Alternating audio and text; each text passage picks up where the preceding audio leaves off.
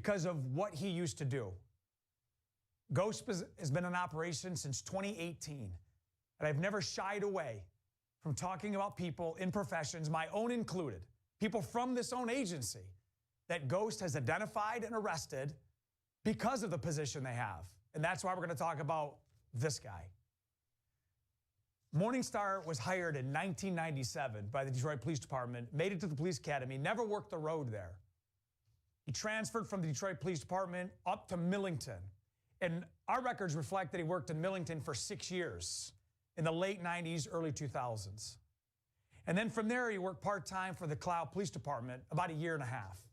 That was right before he moved to Florida. And the Florida Police Department was Longboat Key, just again, south of Tampa, where he worked 12 years. In fact, not only did he work there, in 2014, he was sworn in as a sergeant. 10 years before we arrested him, this guy was a sergeant on a police department. Rarely do I identify the employers of these individuals that we arrest because it's not their fault. Trust me, I felt that personally when we had one of our own show up at an operation years ago. But we identify individuals that have this type of influence because they sometimes use, and many times predators use their positions of influence to target and dominate victims.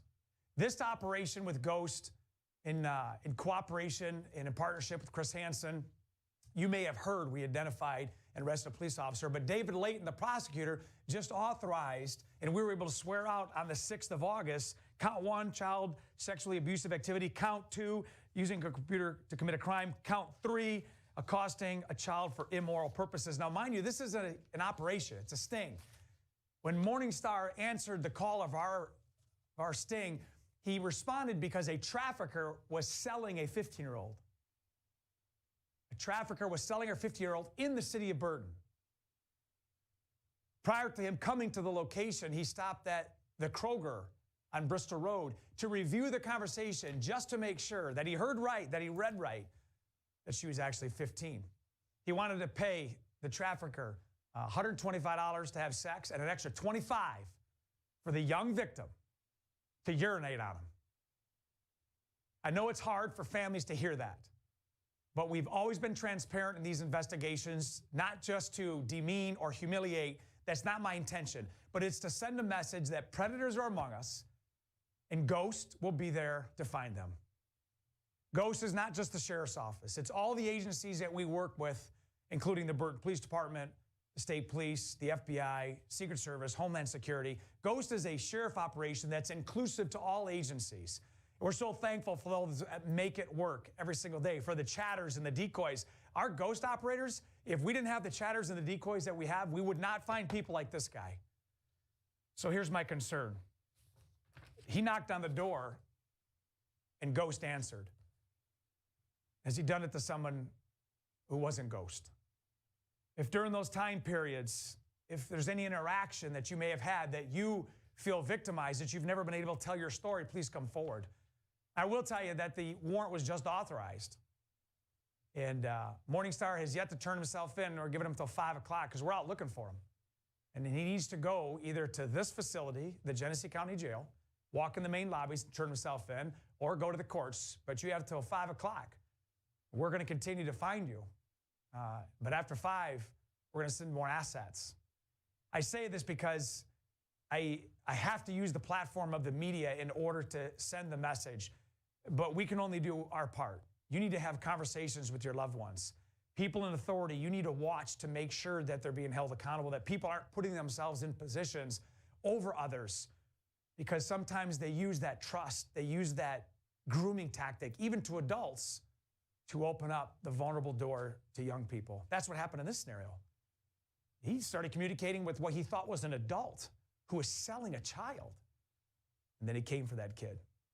I just want to say good work to the team as well. We will continue to persist. Ghost has now operated in nearly 70 counties in the state of Michigan, 9 states throughout the country. We continue to work with our Ghost partners and other sheriffs that have developed Ghost teams. We continue to send out that Ghost certification information for you. We have a story coming up where an individual took Ghost certification, and as you've done that, you know that you get a certificate and a sticker, and you put that sticker, just like I'm wearing, somewhere where it's visible, because somebody may come to you and the story you're going to hear is somebody who knocked on the glass of a car because she saw that ghost sticker and she asked for help. Wait to hear that story next week. And that's what we need you to do. Spread the message. Support Ghost. And we're going to continue to find people like this and to protect victims. Any questions from our media friends? 5, 25, 12. What tipped you off to this guy? Well, we didn't know. That's what a ghost operation does. The question is, what tipped us off? We do operations. They sit and they will chat hundreds of people a night and see who shows up. And he did.